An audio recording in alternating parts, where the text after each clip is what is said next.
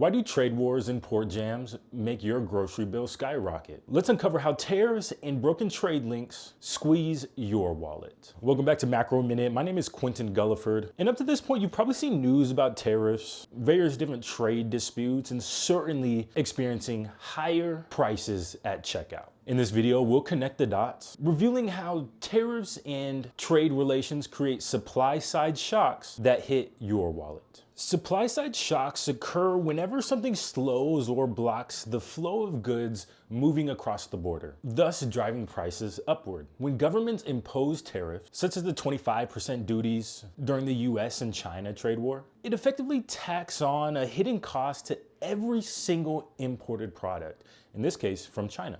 And everybody knows, you look at anything in my room here, your room, your living room, look at the bottom, a lot of those products will say made in China. Thus, this is very relevant to all of us. And in many cases, that extra cost is fully passed on to the consumer at the register when we're checking out. Furthermore, trade disputes such as this often trigger retaliatory measures, meaning one country's tariffs on steel or electronics may prompt the impacted country to levy its own duties on something like agricultural exports, thus disrupting established supply chains. And even if ports themselves aren't congested, companies may reroute shipments to avoid tariffed routes.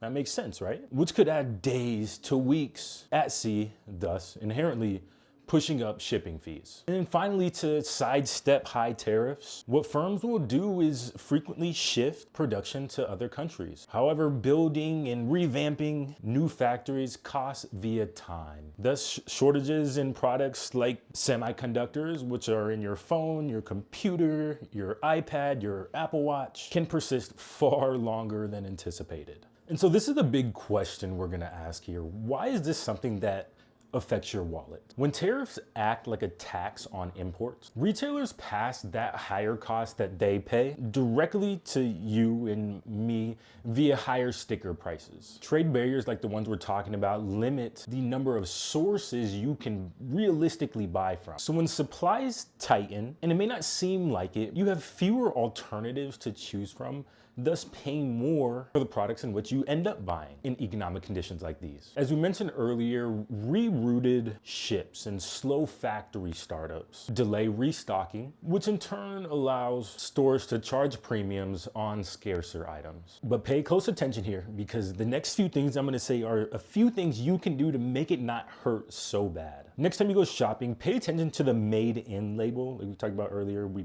probably all have tons of goods that say made in China. Pay attention to that label next time you go shopping. Domestically produced goods or tariff-free imports can oftentimes lead to better value. We know a strategy being implemented by the current presidential administration is acting in a way that will increase the amount of domestic production and manufacturing in the United States. So while we won't get into the politics of this, understand that a lot of these tariff moves and trade disruptions are a product of or fuel geopolitical decision-making and administrative strategy. Furthermore, if you hear about a temporary tariff pause or a holiday, consider stocking up on essentials before prices rebound on you. Finally, keep an eye on the headlines. As we say here at Bloom, if you gain anything, gain understanding. Announcements like USMCA tariff cuts or EU retaliatory duties often signal when certain items soon may become more affordable. Tariffs and trade tensions aren't just political talking points. They directly throttle the flow of goods and squeeze your budget. Understanding these supply side shocks let you shop smarter and plan ahead. My name is Quentin Guliford. If you found this information useful and clear, hit subscribe to our YouTube channel. And if you want to find out more and follow concepts like this on a week in, week out basis, visit our free Bloom Circle community and engage with more of our content. It's our goal to have a high understanding of geopolitics and macroeconomics, and are passionate about sharing that information with you. Have a fantastic start to your week, and I'll see you next Monday.